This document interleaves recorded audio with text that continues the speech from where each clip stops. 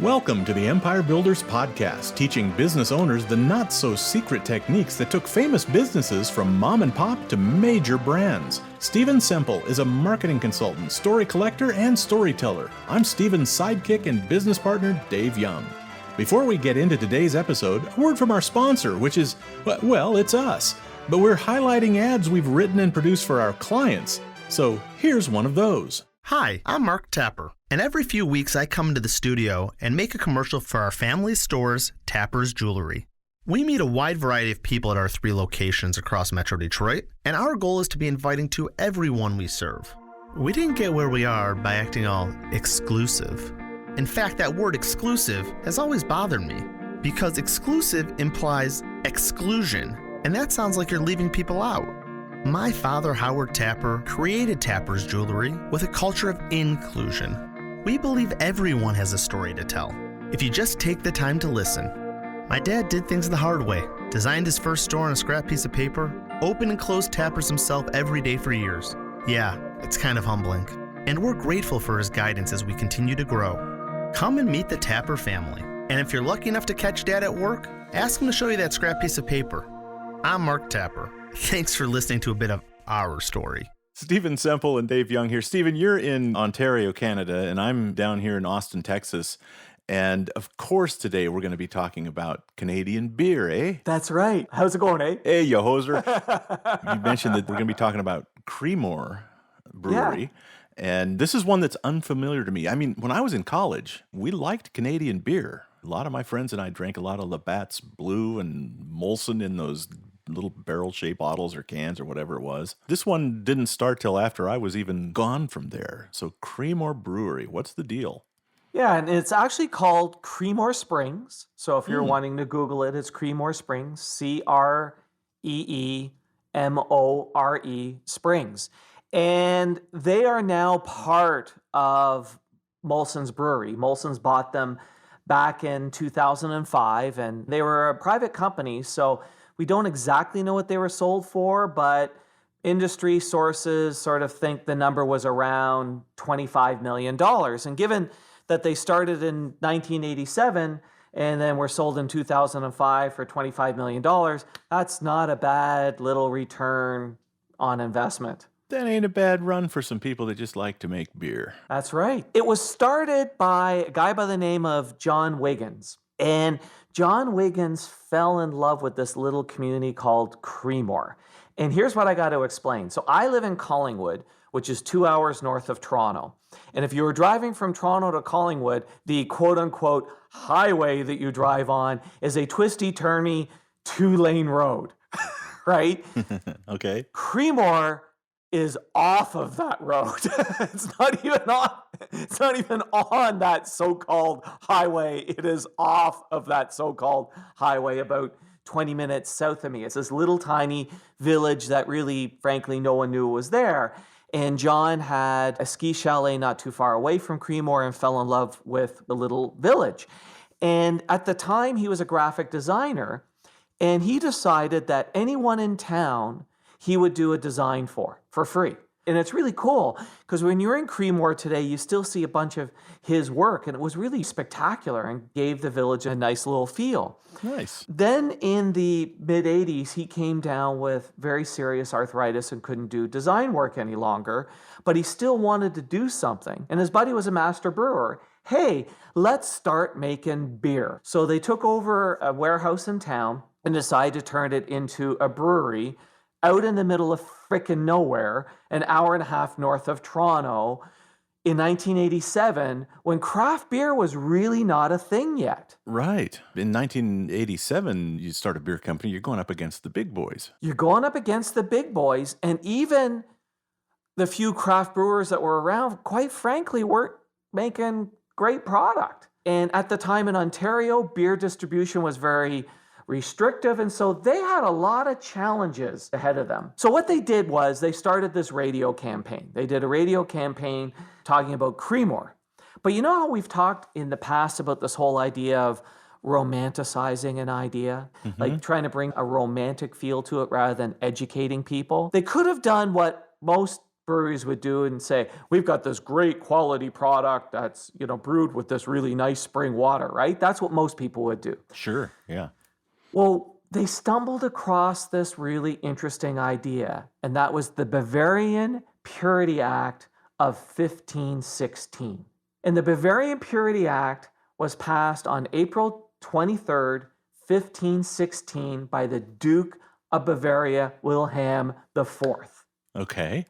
And he set out this law which regulated the purity of ingredients allowed to be in beer sold within the Kingdom of Bavaria.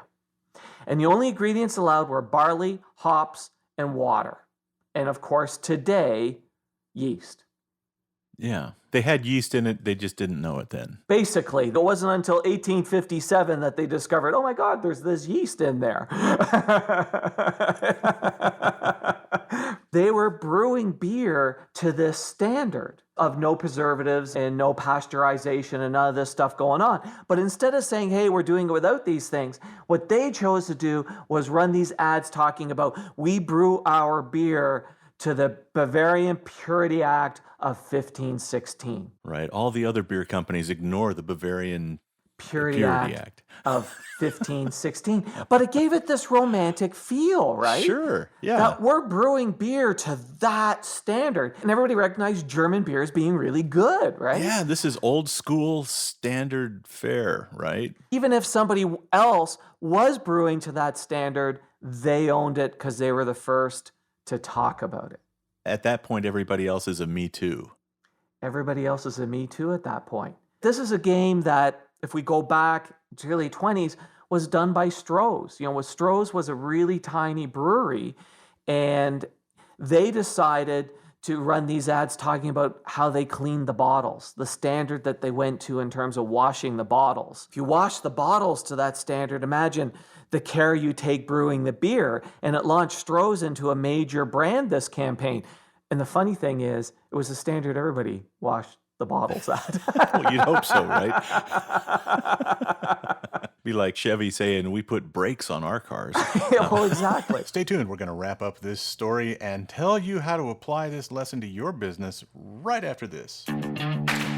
Brought to you by the Least Full of Shit Marketers Association of America. Yes, that's a low bar, but we clear it mightily. We're also the largest pay-per-performance branding group in North America, and that part's for reals. If you're looking for advertising advice geared towards local owner-operated companies, this is your podcast. And now you can pick the brains of these advertising geniuses over lunch without having to pay for lunch or even leave your office. We're talking 90 minutes of straight answers to all your burning questions about lead generation, customer acquisition, mass media branding, how to get off the paper-crack treadmill, anything you want, and the only coin required is candor. Because we can't give no bullshit advice without basing it off no BS data on your company, competitive landscape, operations, and all that jazz.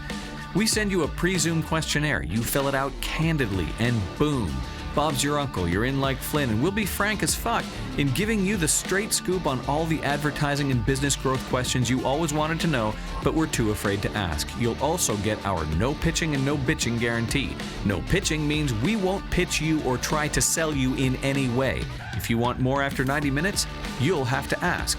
And no bitching means if you don't think the meeting was worth your 90 minutes, we'll send you $100. Consider it us picking up the tab for lunch and putting our money where our mouth is. Sound like a not-so-full-of-shit offer? Well, that is what we're known for. Take us up on it at empirebuildersprogram.com. Let's pick up our story where we left off, and trust me, you haven't missed a thing. Creemore did campaigns around this Bavarian Purity Act and talking about, the Duke of Bavaria. But then they also ran ads talking about the village of Creemore and this little tiny village that no one knew existed. And the things going on in Creemore and how quaint Creemore is. It gave it this very quaint, quality sort of feel, to the point where today Creemore is a bustling little village where, there's all sorts of cafes and art galleries and all this other stuff because people started traveling the Creemore to visit the brewery to do tastings and whatnot. And Creemore even, were in a slightly different bottle, and they would talk about why it was in this type of bottle. But again, it was all of this stuff where they really leaned into romanticizing it. Yeah, I love it. I love Yeah. it. There's probably a book to be written on brewing and fermenting and distilling tourism and its impact. Our sort of shirt-tail cousins at the Crowded Barrel Distillery, I see it every day on campus here in Austin, is people travel from a long ways just to come sit in the distillery and taste the product that they've been following on YouTube and wherever. And so it has a big effect. And breweries have their own followings and they go from one to another. And so that's awesome that he kind of put Creemore on the map in a way, huh? Well, he very much actually did put Creemore on the map. And it's also really interesting, how tourism and breweries and distilleries and all those things go together, because a number of years ago when I was in Nashville, when we were at the partner meeting in Nashville, I took extra time and did a whole bunch of bourbon tours, right? Was down in that area. And so made it a bit of a vacation. But it can also be a strategy on the flip side if you're a brewery. So for example, the town that I live in is a tourist destination. We get about 3.5 million tourists a year. There was a brewery that recently moved from another place. They were in Guelph and decided to move to Collingwood because part of their strategy was, we're going to open this brewery, we're going to open a big restaurant.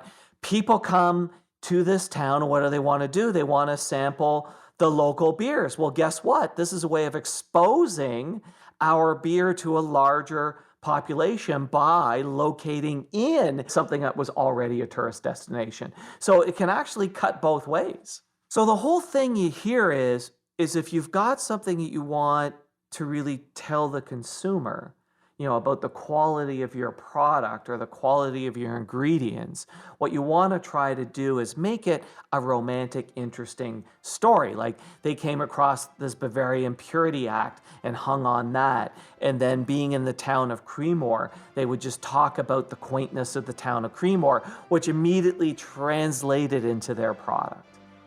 Sure. I love it. And then they became big enough and prominent enough that Molson's came along and wrote him a big fat check, and the rest was all history. Thanks for listening to the podcast. Please share us, subscribe on your favorite podcast app, and leave us a big fat juicy 5-star rating and review. And if you have any questions about this or any other podcast episode, email to questions@theempirebuilderspodcast.com.